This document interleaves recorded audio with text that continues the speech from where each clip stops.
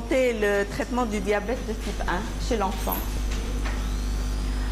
Le diabète de type 1, c'est une carence totale en insuline due à la destruction des cellules bêta-pancréatiques. Donc, au Maroc, on a environ 15 000 enfants qui sont atteints de diabète de type 1. C'est une pathologie qui demande suivi et accompagnement sur le long terme. Le diabétique de type 1 ne nécessite pas non seulement d'être traité par l'insuline, mais aussi d'apprendre à se soigner. C'est-à-dire de comprendre la maladie et les différents traitements possibles. Aussi apprendre à faire les soins, c'est-à-dire faire l'autocontrôle, faire les injections d'insuline et pouvoir appliquer chaque jour le traitement en l'adaptant à sa vie. L'activité physique, les sorties. Donc le diagnostic du diabète, normalement, c'est une glycémie à jeun supérieure ou égale à 1,26 g par litre avec les signes cliniques polyurie, polydipsie ou supérieure ou égale à 1 g par litre à n'importe quel moment de la journée. Le traitement par l'insuline. Donc avant de voir le traitement, on va voir les objectifs glycémiques. Donc à jeun est préprandial entre 0,80 et 1,40 g en fonction de l'âge. Glycémie postprandiale entre 1,20 et 1,60. Glycémie couchée entre 1 et 1,60 en fonction de l'âge de l'enfant et en fonction de la surveillance, les moyens de surveillance. Et l'hémoglobine glyquée aux alentours de 7 selon les dernières recommandations de l'ISPAD. Donc, les différents insulines. Il y a les insulines d'action rapide. Les insulines rapides, comme chez nous l'actrapide ou l'insulette rapide, c'est des insulines qui sont actives environ 30 minutes après l'injection. Leur durée d'action, en général 6 heures. Il faut donner un goûter après l'injection de l'actrapide. Et entre injection, il faut laisser 4 heures entre injection et injection. On fait en général l'actrapide au niveau des bras ou le ventre. Les analogues rapides de l'insuline, donc on a 3 types, Apidra, Novorapide ou Humalog Quick-Pen. Ils sont actifs immédiatement après l'injection. Leur durée d'action est d'environ 3 heures. En général, pas de collation avec ces insulines. Et il faut attendre, laisser 2 heures à 3 heures entre une injection et une autre. Les insulines d'action prolongée, il y a les intermédiaires, les NPH. On a l'insulatar ou l'insulette NPH. C'est une suspension trouble. Elle est active 1 heure après l'injection et sa durée d'action est 12 heures. Il y a les analogues d'action prolongée, type Levemir ou Lantus, durée d'action en général de 18 heures à 24 heures. En général, on les injecte soit au niveau des cuisses, soit au niveau des fesses. Donc l'action des insulines, en général, elle varie en fonction, selon la zone d'injection. Elle est ralentie par le froid. L'action de l'insuline, elle est accélérée par l'exercice musculaire, par la température, soit l'enfant il a de la fièvre ou le bain. Et aussi, elle est modifiée par les lipodystrophies.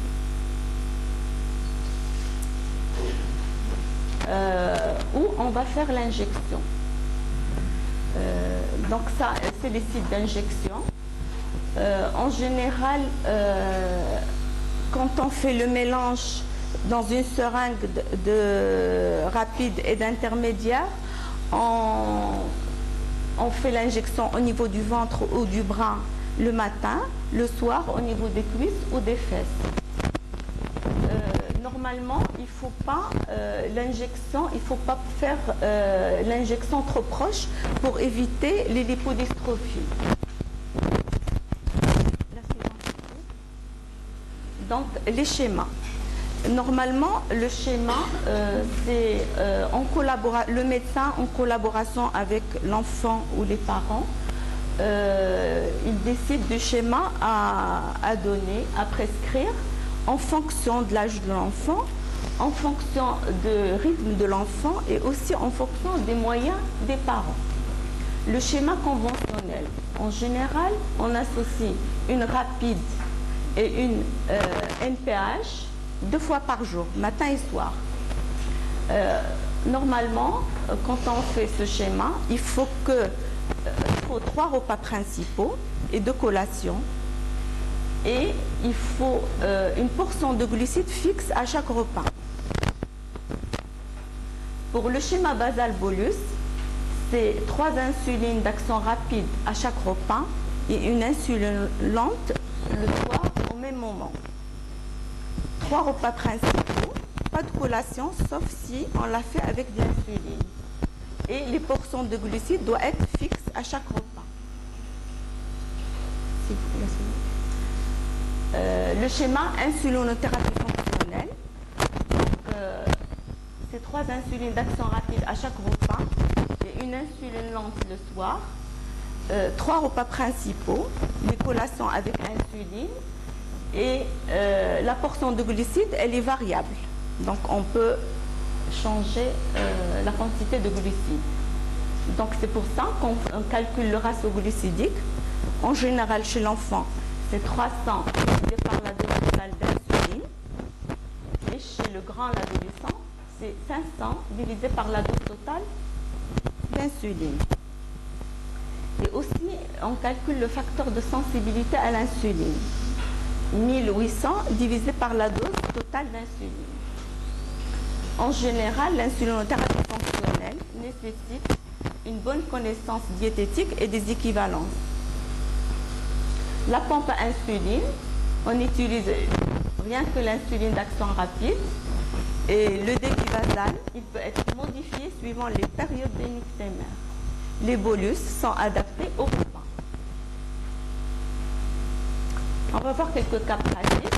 Un enfant de 8 ans, il pèse 27 kg. On va lui prescrire un schéma conventionnel. Cet enfant, il est venu dans un état d'acidocétose. Donc après la déperfusion et les besoins, en général, 1 unité par kilo.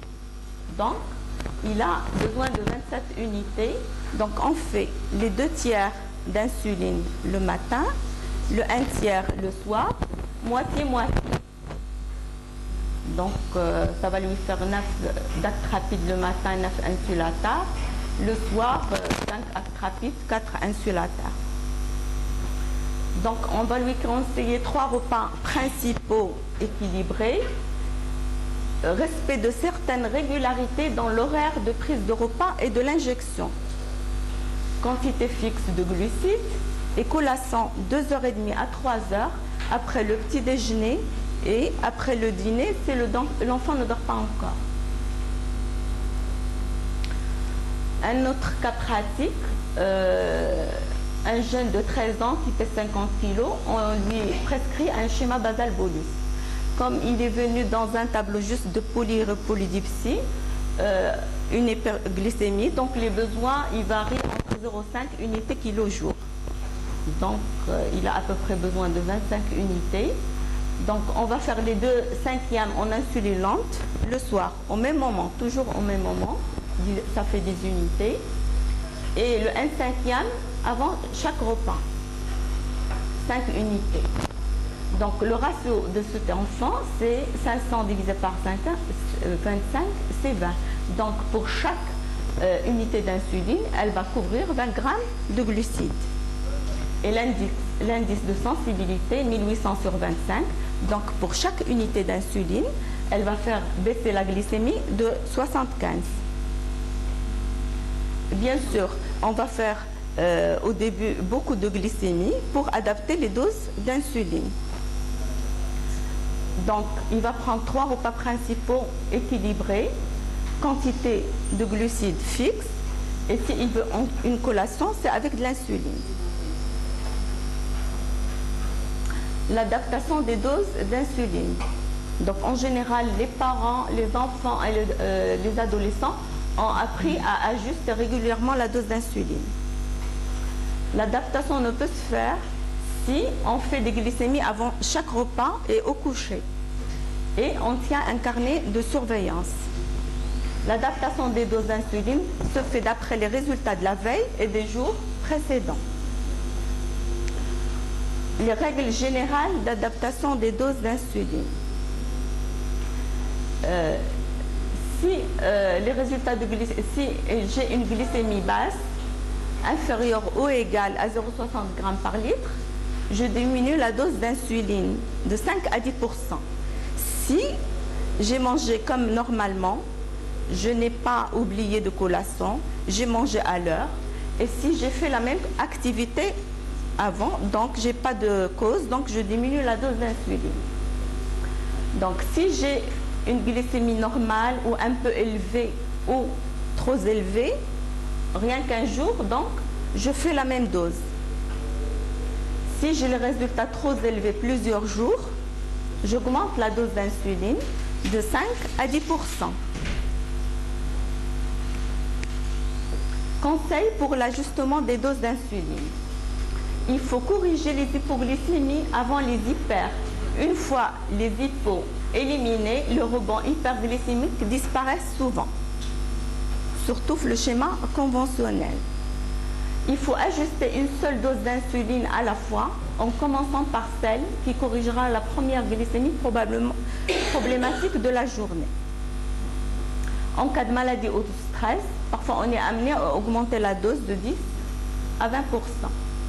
En cas d'exercice physique prévisible pendant les 2 heures après l'injection, il faut diminuer la dose d'insuline de 20%.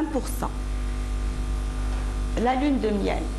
Donc, au cours des premières semaines après le début du diabète, les glycémies redeviennent normales, parfois plus basses que l'objectif. Donc, on est amené à diminuer les doses d'insuline et parfois même d'arrêter momentanément et pendant une période courte une des 2 insulines, pas les 2.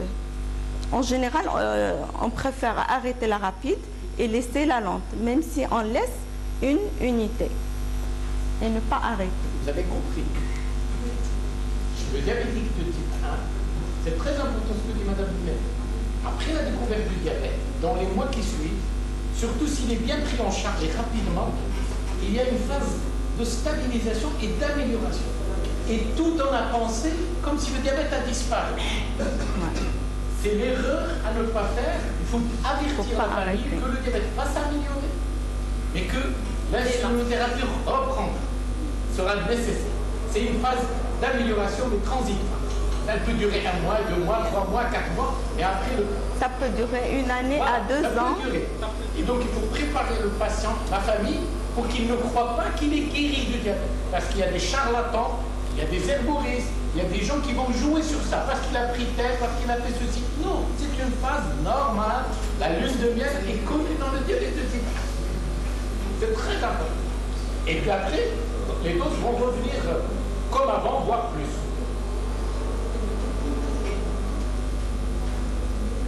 La suivante. Alors, quelle insuline adaptée? Normalement, l'injection 2 fois par jour, on mélange dans la même seringue l'insuline d'action rapide et l'insuline intermédiaire. Soit ceux qui préfèrent les stylos, on peut les faire séparément, 2 fois par jour. Il faut respecter en général les horaires, matin et soir, 2 fois par jour. Donc, l'insuline d'action rapide du matin, elle agit pendant le petit déjeuner et la matinée. L'insuline intermédiaire du matin agit pendant le déjeuner et l'après-midi. L'insuline d'action rapide du soir, elle agit pendant le dîner et le début de la nuit. L'insuline intermédiaire du soir agit pendant la fin de la nuit. Injection 4 fois par jour. Donc le matin, midi et soir, on a une insuline analogue de rapide. Et le soir, une insuline lente au même moment. Donc l'insuline d'action rapide du matin agit pendant le petit déjeuner et la matinée. De midi, elle agit sur le déjeuner et le début de l'après-midi. L'insuline d'action rapide du soir agit pendant le dîner et le début de la nuit. Et la lente agit sur la totale, la nuit et la journée. C'est la base. Ouais. C'est une base. Oui. À chaque insuline correspond une période d'activité sur les 24 heures et une place dans le carnet. Donc, on peut, si l'enfant veut le goûter, on peut faire une injection au goûter. Et même quand on a un schéma conventionnel, si l'enfant veut faire le goûter, on peut utiliser une analogue rapide pour le goûter. En plus.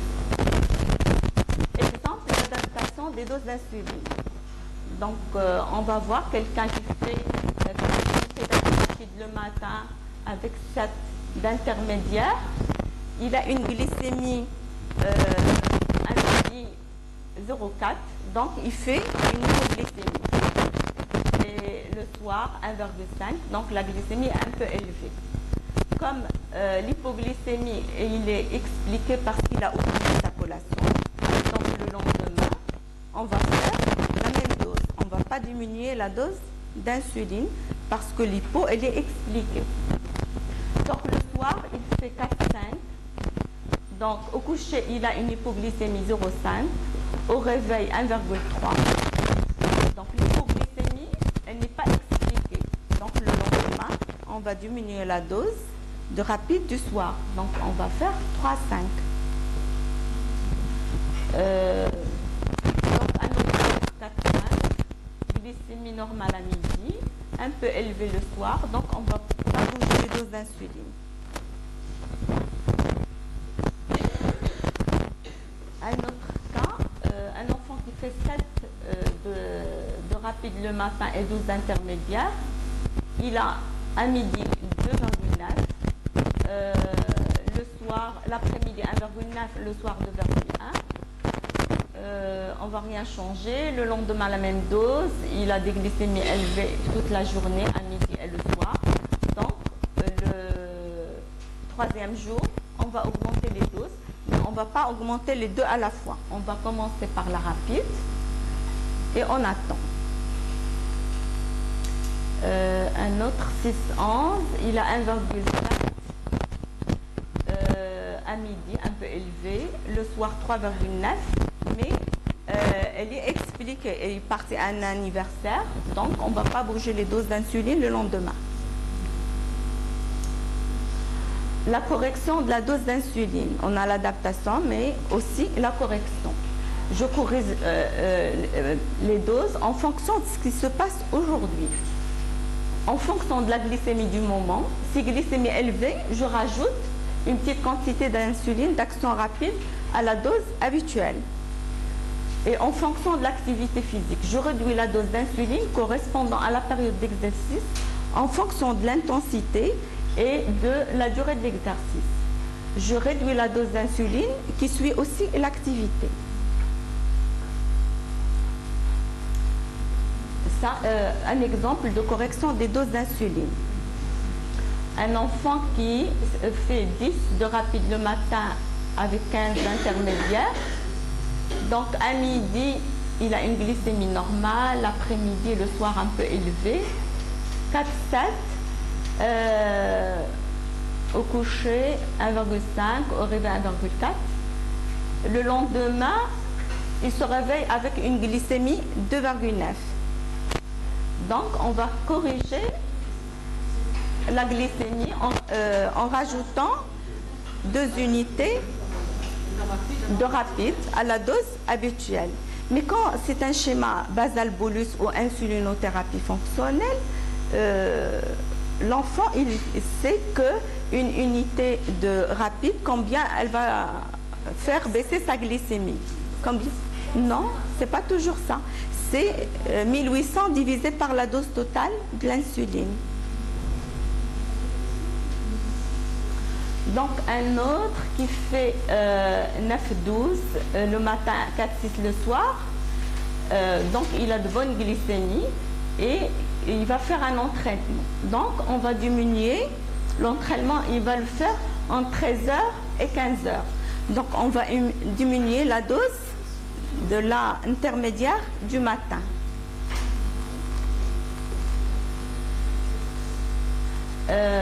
Un autre enfant qui fait 15-25 le matin, 8-12 le soir, donc il a de bonnes glycémies. Il va faire un stage intensif de 9h à 18h. Donc on va diminuer pratiquement de 25% l'insuline du matin. Donc on va diminuer la rapide et l'intermédiaire. Et le soir aussi, on va diminuer les deux insulines à peu près de 25% parce qu'il a fait énormément d'activité la journée.